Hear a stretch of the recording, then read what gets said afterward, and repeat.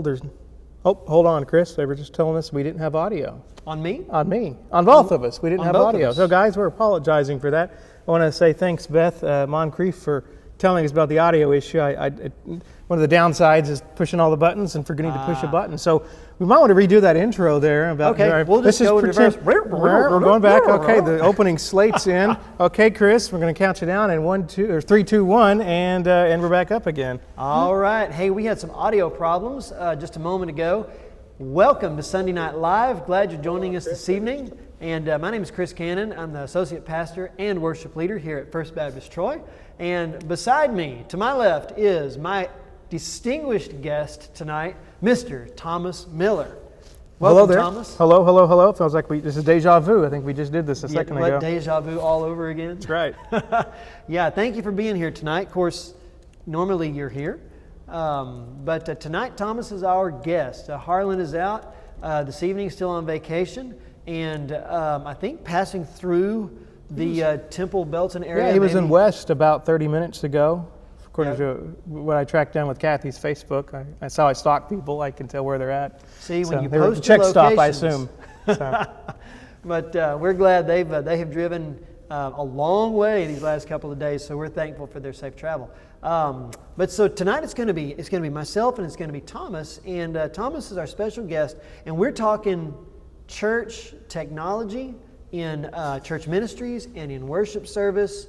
You hear us talk a lot about Thomas being behind the scenes and running everything, and indeed he does. But tonight, I'm going to be throwing some questions Thomas's way. You're going to see some stuff on the Facebook live feed, some different polls and some questions he's got. And I'm going to be quizzing him about technology in church worship, in church ministry. I think you'd asked me about my family earlier and asked us when we moved here. Yes. If I'm not mistaken. That's Thomas probably and his got cut off in family the audio. attend at First Baptist Troy. And so, Thomas, give me the rundown on everybody in your family. Yeah, so there's Jacqueline, my wife. We've been married since 2009, I hope. I'm going to be probably told I was wrong. 9 or 10, 2009 or 10, 2009. And then we have, it was 10. And then we had, we have our 14-year-old son named Alexander. And then there's Joseph is 9, going to be 10 come the 6th of this month. So later this week he'll be turning 10. And then we have John, who is 6, who shares the same birth date as his older brother Alex, February 23rd. They both were born the same day, so it's how it timed out. How often does that happen? I don't know. Good question. But we've been at the church. One of the questions you had asked before we realized the audio was not working was we've been here since summer of 2015. In fact, I remember the very first day we visited was it was actually during a Team Kid hot dog event, and Harlan was out and was eating a hot dog, and we were quizzing, playing Stump the Pastor on what about the church. And right. So. That's hard to do. Harlan's a hard guy to stump. Yeah, because he knows you're doing it, and so he he doesn't play along. Right. Great. All right. Very good. Well, again, Thomas, thanks for letting me pick your brain tonight as we talk about church worship. I wonder if, as we get going, give me, if you don't mind, and give our folks who are watching on Facebook just a little bit of personal background about yourself in relation to how you got involved in the whole technology world. Yeah, so I've always, my dad was a computer programmer, and so we would always have something computer related going on at the house, and so I just naturally liked technology. I'd build crystal radios with the little kits you could get at Radio Shack, and so I would do that. And got into, my church websites weren't even a thing, and I said, let's do a website. A web what? Let's look us up in the yellow pages. That's what I was told. They'll find us in the phone book. Well, I got a free one set up for my old church, and I was on what got me into more video media side was I had been running our sound system for a couple of years. I was probably 14 when I started running that. Right. And a small little board, and I was on a band trip with a band parent. I was the guy that would hang out with the band parents. I wasn't hanging out with kids my own age. You were just very mature for your age. Hey Paul, how's it going today? Man, I tell you, the socks are just tanking today. I was talking to a band parent and I asked him where he worked. He said, I work for the cable company in our area. It's called Cable One. And I said, what do you do there? And he was telling me, and I said, one thing that'd be kind of cool is I see these churches on some channel y'all have, these little local churches." And he said, "Yeah, that's our cable access department. That's it was in the backstory on that. You don't see him anymore, at least not since regulations. But it's what it was is before the internet and before people could have a voice, cable companies were kind of required by the FCC to make available a platform to let organizations get their information and opinions and thoughts out. And so churches would be able to take advantage of it. You took a class and you learned how to use equipment, old school video switchers with the levers, and once you took that and was what they called certified for their program, you could check out camera equipment once a week. So I remember every Sunday morning at like 8 o'clock, I would drive up to the cable office up in Sherman, Texas, which was maybe 15, 20 minutes away, meet the guy, pick up the equipment, the big giant camera, and keep in mind, this was old even for them, so we had gotten better cameras at this point. But how old are you when you were doing this? I was 17. So in fact, I 17, couldn't so you're a check it out teenager. until I turned 18. They wouldn't let me check. So I took the classes at 17. Yeah. And as soon as I turned 18, I was able to start checking out the equipment. Right. And so I would set that up every Sunday and set up the wiring and run cables and everything. And we would record it, and I would take it back and edit in an old tape machine, reel to reel, put in the name, take out the name, you do 3 choir songs, do the preaching, and then close it out. And I did that for about 3 or 4 years. It was free to the church. We actually built up a viewership. People actually would sit and watch those little community access channels. Well, and that's a significant time investment. I mean, you're getting in your car and you're driving 15 minutes to Sherman, you're checking out the material, you're bringing it back, you're setting it up and doing the whole deal as an 18-year-old. Yeah, teenager. and that opened the door for me to go to the local NBC station in town and apply. And what got me the job was I had experience. I had video experience at 18, and I came in as a tape. We call them tape rollers. They would sit in a room and roll tape for the shows. They don't do it. It's all computer now, and we would do that, and that opened the door for me to do those things. And over time, technology changed, and over time we were able to do more things on digital, and then we were just sending them a file to air, at one point. Yeah. And as I'm listening to you, Thomas, one of the things I think is really neat about your story here is that something that you were interested in and had a passion for, it became a way that you could both move into a career field and serve your local church at the same time.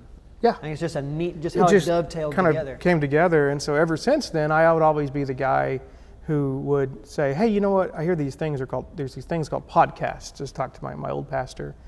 If I just did it for free, I wouldn't get paid. It was a volunteer position. I said, I can do it for free. And so my company I was at, I'd changed companies at that point, giving away old computers to the staff that they didn't need.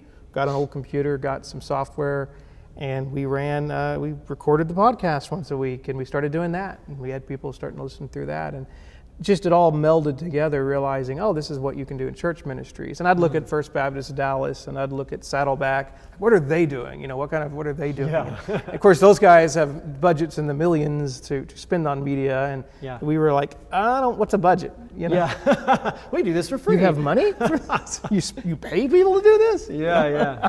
So that's kind of what got me into it. That's what got me the start. And so from there, it was just using money we had or didn't have. What can we take the tools we have, bootstrap it, as they say, and create something out of it that people would want to see. Yeah, and so, another question I wanted you to talk about is how God has opened up opportunities for you to serve in the church. And we're tying in very closely to what you were just sharing. It kind of sounds like that really you just took a passion that you had and you took it to your church and said, I can do this here. And really, that maybe as the Lord woke up that passion in your mind for media and technology, and then you had the willingness to say, I'm going to use this to serve in my local church.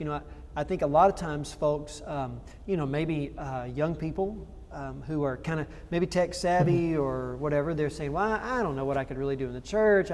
I'm not 18, so I can't really help with the children's ministry or this or that or whatever. Or maybe it's people who of any age, and they're just saying, well, where can I serve? But for you, it was a passion that you had that you were willing to use, and the way that door opened up. Yeah, it's a fair assessment. That's a fair assessment. right? Yeah, I'd say. I don't know. I apologize. Was there a question within that? Well, there was. But it's right, though. It's absolutely right. Morphed so it came so clearly out of the first question. They really tied together really well. So I guess maybe more of an observation. Mm-hmm. So as you started that church there, and how many different churches have you been able to serve in the aspect of media and technology? So we were at East Baptist in Denison. That's where our hometown church is. My hometown pastor, and then took a job with Gray Television down in College Station. Right. So we found a church, went to a few churches, checked around, went to the, I was like, I'm so tired of running all the media at my church that I've been at. I want to find a church so that I can just sit down and just be wowed, And so I went to College Station, and there was a church down the street it was fine. Each church has their own little personality, but we didn't think that was going to be our place. So I said, fine, we're going to the biggest church in College Station. So we went to Central Baptist Church, which is the biggest church in College Station, and it was an interesting experience. You'd bring the kids in, and they'd have these special people wearing the scrubs that would take the kids for the kids' children's department, and there was the stuff for us and the coffee bar and everything. This is fantastic. And we would sit in the stadium seating and just like be wowed, and it was, and they were on TV, and I would look at their equipment they would use, and I ended up, it just wasn't us. It wasn't for us. It was too big. So we settled in a smaller church in town, and very small church. And I kind of just mentioned, I didn't want to volunteer it because I was like, I don't want to be pulled in too much, but I said, I can run your sound if you need me to. Yeah.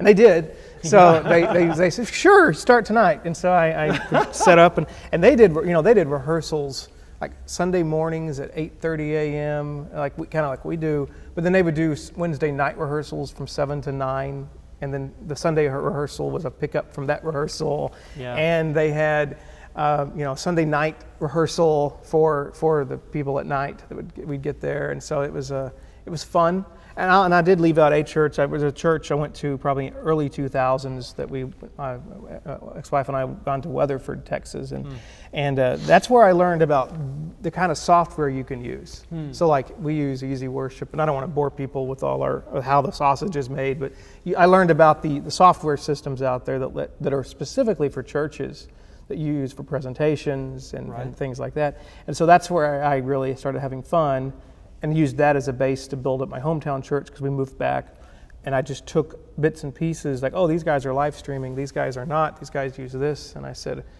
this is cool because part of the mission of the church is to preach the gospel to the world. Yeah. What better way to do that than remotely? I mean, I always endorse be at the church. I always endorse be there in person. That's where you win hearts. But with COVID recently, we don't have that option, and that became the only way to do it for a few weeks, several weeks. Even though we're open now, we still have more people that watch us online than they are that are actually here now. Right. And so originally it was just, this is fun, we're getting other people. Now we don't have a live stream, we don't reach people at all. Yeah. And so it's just the importance of that seems to have increased. Right. And I know we talked about that some here on our Sunday Night Lives before, just the wisdom of God and the timing of it all. Do we have any questions or comments that are rolling in from anybody? No, the only comments I still have is there's no sound on Facebook, so that's what's staring me in the face is no sound on Facebook. I will say that if anybody would like to leave a comment, please do so on our Facebook timeline. If you're on live.fbctroytx.org on the website, you can also comment there. I know last week somebody said they couldn't, they commented and we didn't see it. That's my fault because I'm trying to look and I didn't catch it. Also, I've got some questions going on Facebook.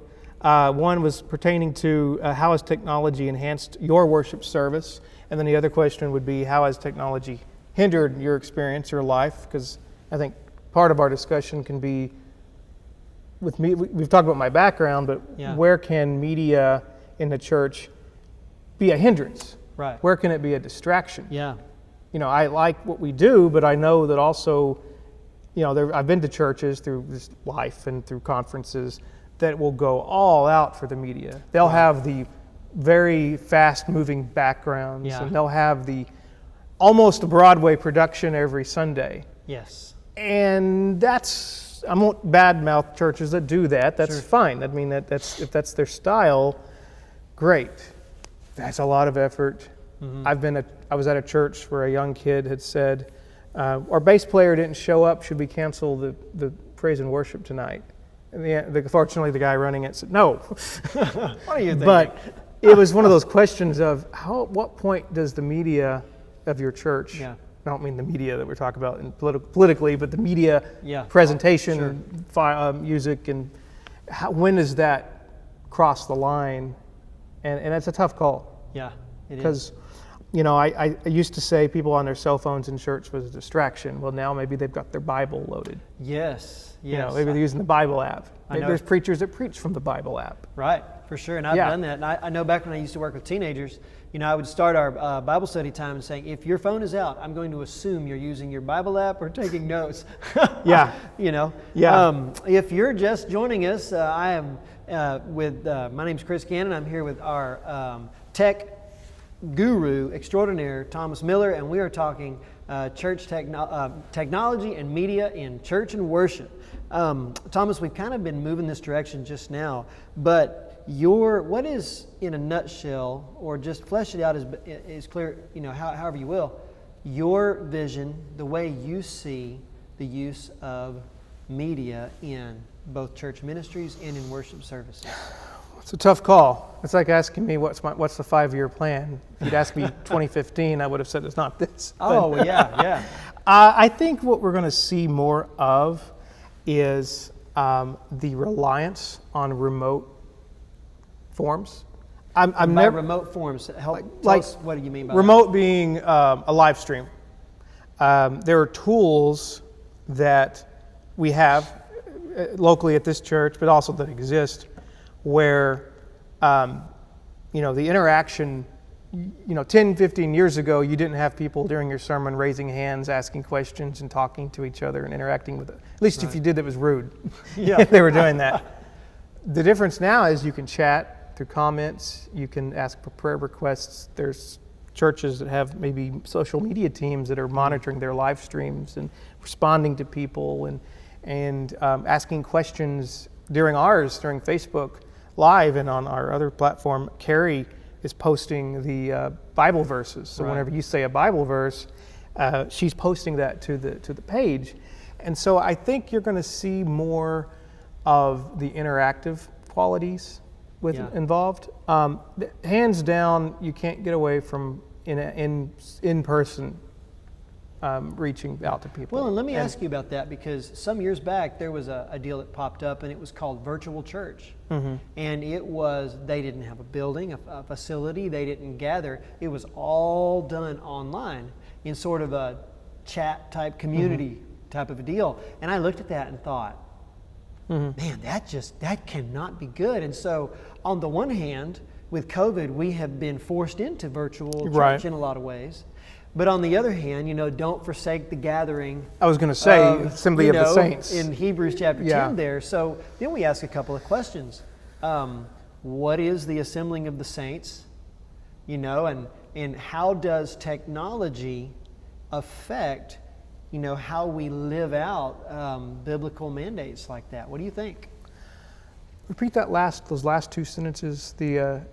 How does, so as we look at being forced into a virtual church world with COVID, how do you think that the increase of this kind of technology, especially now, because it just mushroomed overnight. Right. And people are using it, and I think they like using it. How do you see this affecting how we live out biblical commands like don't forsake gathering together for worship? What do you think?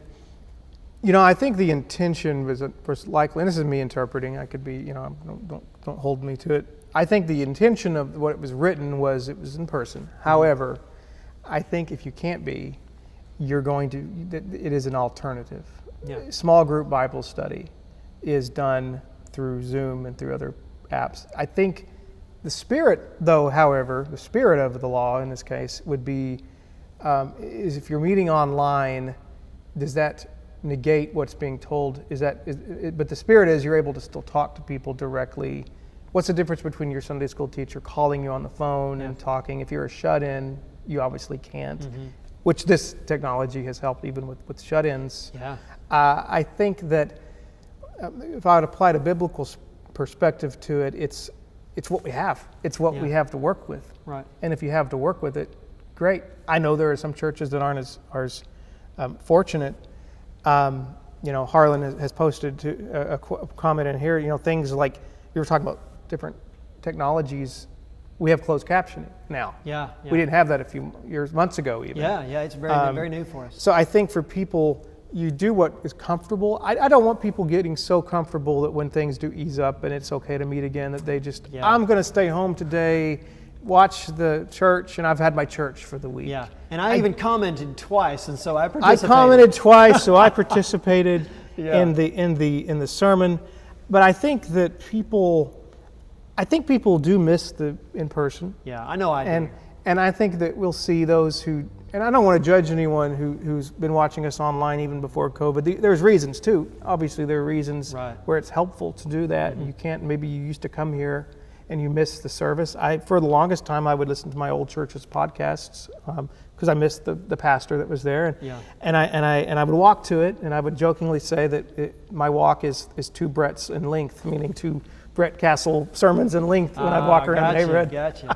But I think that it's something we're going to probably see progress, and I think some of the key parts to work out is how do we give people at home that feeling of being in church as best as we can.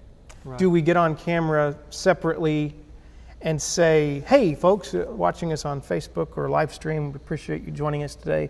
Just leave in the comments how you're doing and how do you include? Yeah. And I think we're going to see more inclusion type technologies available over time. Right.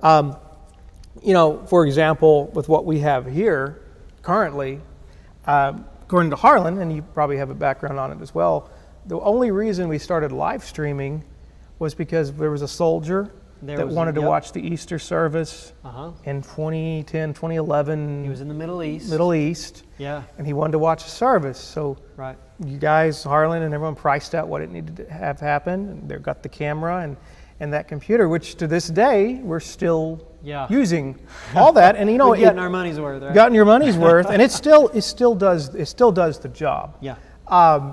But I know recently, and I know people watching probably already know this, but the church has approved, and this is because also Harlan wanted to make sure we mention this, that we've approved a $10,000 purchase of it's going to include 3 cameras.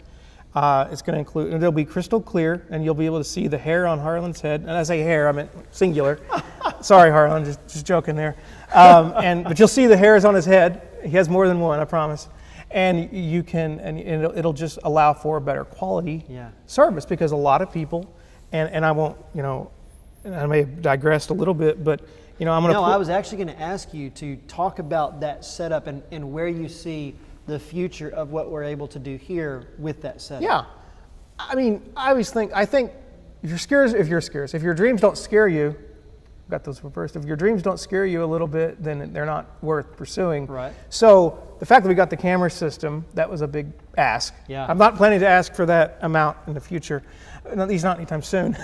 But where I see us going is being able to, again, have more interactive options and have more ways of engaging with people that we wouldn't normally be able to engage with. The whole thing is we broadcast on, of course, Facebook. And while I'm talking, I'm going to pull up some screenshots here. We broadcast on Facebook, and that's kind of the most common way people watch us currently. It's just because that's where a lot of people are at. Yeah. The second part of that, and so you can, as people who do use Facebook, you can comment and like and share, and that's fine. The other methods, though, we broadcast on. We have what we call live.fbctroytx.org, and it's using a platform called Church Online. And what it lets us do is similar. It's just if you don't have a Facebook account, you don't have to have one to watch on this platform. It uses its own independent system.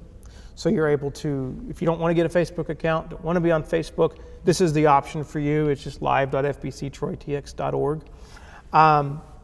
And then there's some other services we use, and I won't spend all our time on it, but we do broadcast directly to YouTube. We've actually had comments from people as far as, can't remember now, but a guy far in Pacific Northwest was watching us.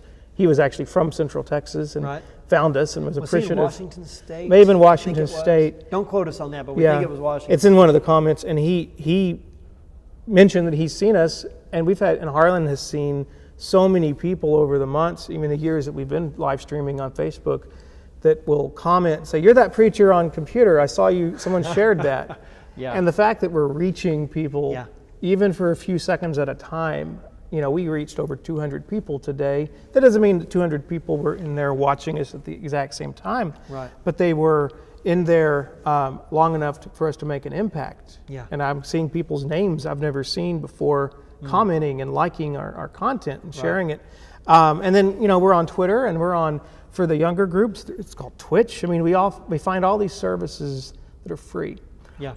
And we push to as many of them as we can, and we go where people are located. But this new system we're getting, and where I see the future of us going, is being able to create more custom content, rather than just come.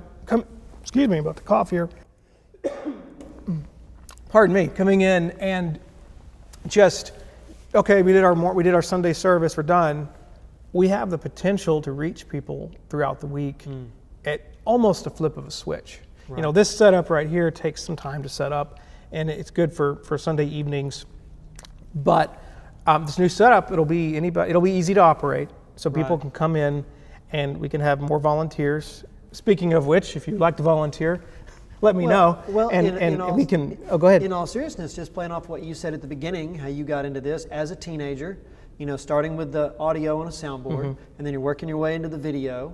A setup like this does open up more avenues for gifted members of the body of Christ to get their hands on making some ministry happen. Yeah, absolutely. And that's how I got into it. And people ask me, "Oh, did you go to school for this?" No, I really didn't. I literally I just started figuring it out. This is before even internet was such a popular thing. Yeah. I found manuals. I've got us pulled up on the screen a little too That's how long we here. know Thomas has it going on. He reads the manuals. Well, I read the manuals, I Google it, and I just play with Yeah. it, and I make it do oh, cool, I didn't know I could do, oops, I broke it. Let's fix it real quick. Yeah. And that's what you have to do to get better at that. Sure. And you're going to make mistakes, but the key is to be consistent. Right. Once you find that groove, be consistent with what you're doing. Don't go crazy with your graphics. Don't go crazy with the PowerPoint presentations. I'm a minimalist in most ways. I don't like big, showy presentations. I like Right. real simple interactions and Right. graphics and because I think it deters from the message if you're not careful. Right. I remember being at and we're coming down to the end. If you've got any questions or comments you want to post, we're going to be wrapping up here very shortly. But I was at a youth conference one time, and you mentioned earlier the moving graphics on the screen. They had the most zany, wild, looked like you were flying down a spinning tunnel. And my poor little ADD brain, I'm trying to sing worship songs, but it's like I feel like I'm in a tunnel with Doctor Who, and I'm going to who knows where or something. Yeah.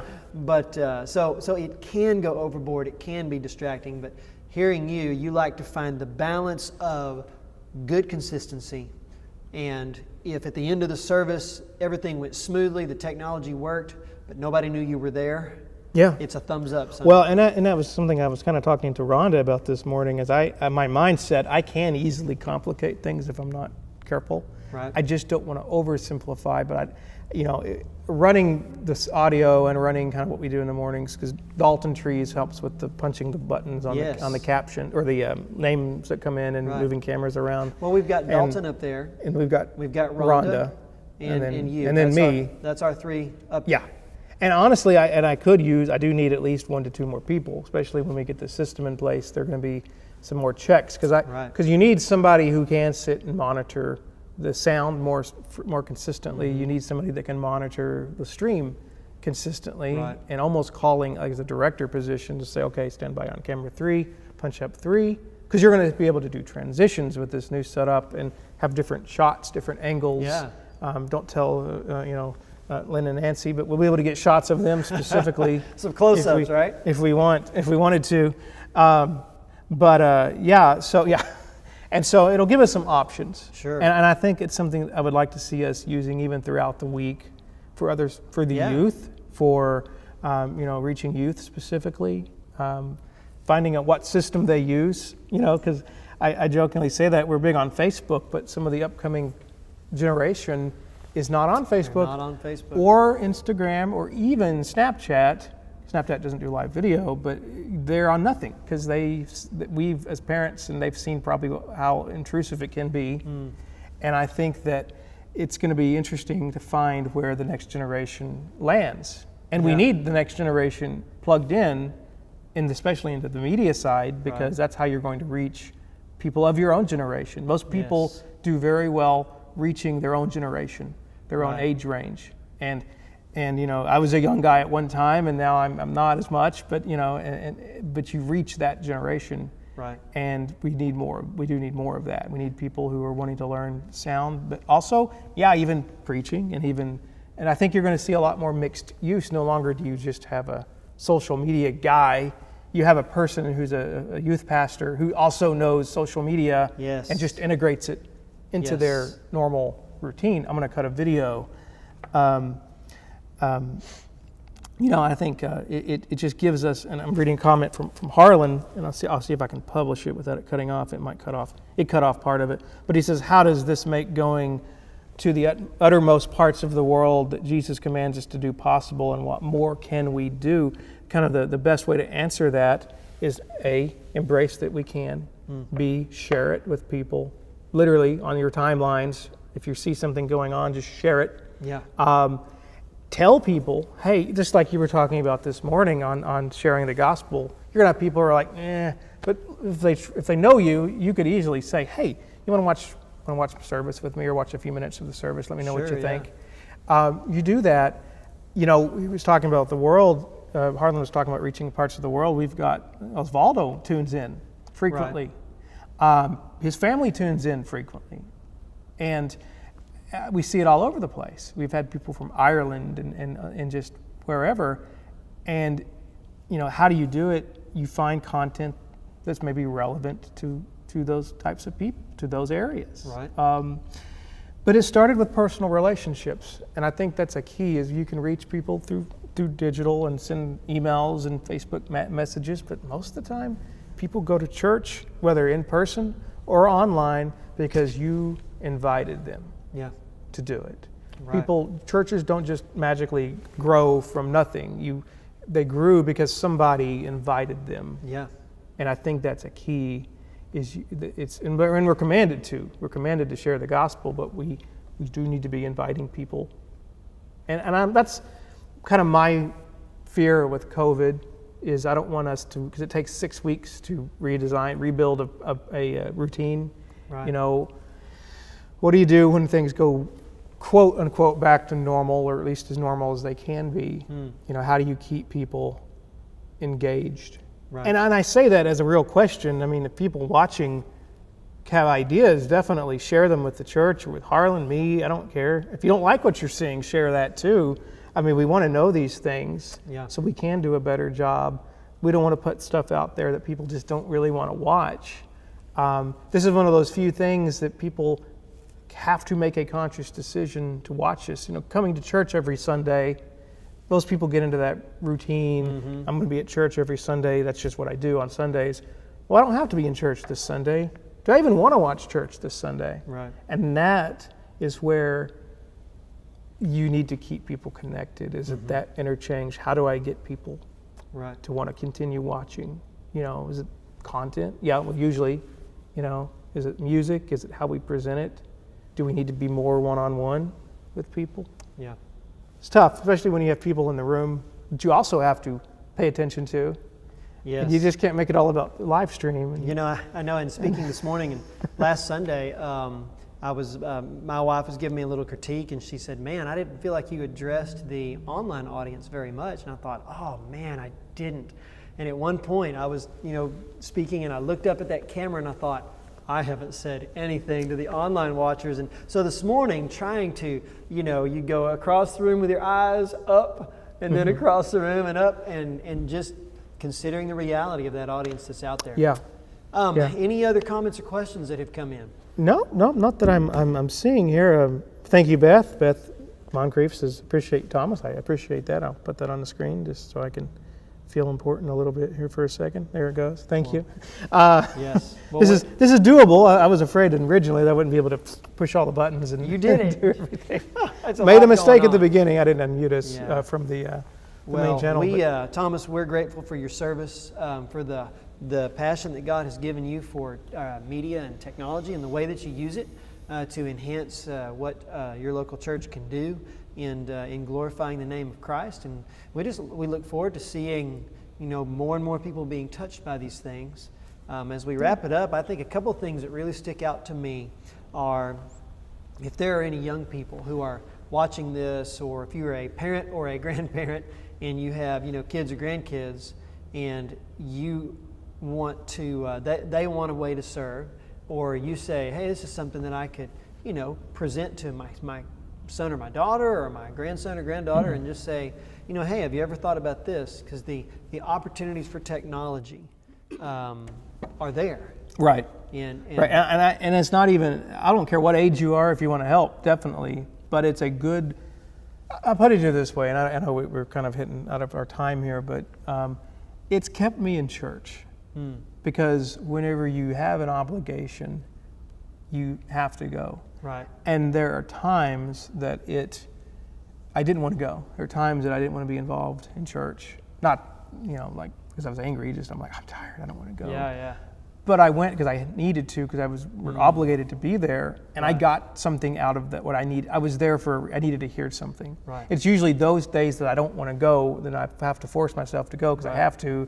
Then I'm like, I'm glad I went, because I wouldn't have learned what I learned, and it's kept me plugged in because of that. I think you hit on something really, really special there, because when we have a mission, when we have a passion, when we have an obligation, when people are depending on us, the likelihood of us being there goes up. Yeah. And especially one of the things you see particularly with teenagers, is after they get out of high school, they check out of church for a long time.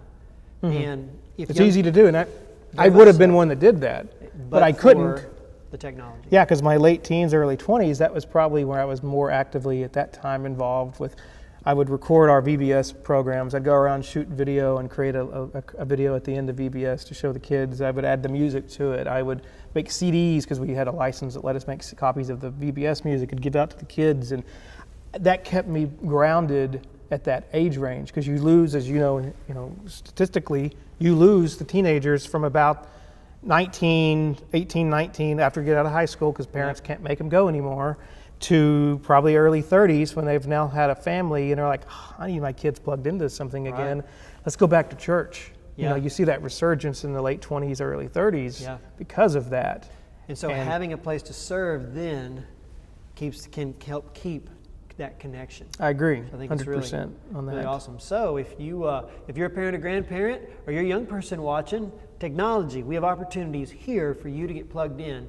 And you might learn some things. You never know where it might take you, or into what realm you might go with media and technology. So, yeah. Well, Thomas, thanks for joining us. Man, I really enjoyed getting to visit with you this evening, and hearing the technology guy's side of technology, if I will. But anyway, for all of you folks who joined us this evening, thanks for being a part of our Sunday Night Live. And I believe we look forward to having Harlan back this next Sunday night. And kind of to mention something about that as well. I'll plug a few things here. On that camera system, we are expecting to get it in end of August, end of this month, probably beginning of September. You'll likely see it in use, hopefully middle of September, if not sooner. Our goal is I'm going to under promise and hopefully over deliver on that part, but the goal is to get it in by September. It's on back order. Every church in the country wants to live stream, and this company we're going through said that they've made their year budget. I bet they've just gone over it. In 3 months, they've made their year's budget. So it's just waiting on it to come in. Awesome. So that's coming. Well, we're super looking forward to it, and you will see the change. You'll notice the difference. Yeah. And we'll look forward to it. All right. Well, until next Sunday night, thanks for joining us, and we will see you next Sunday.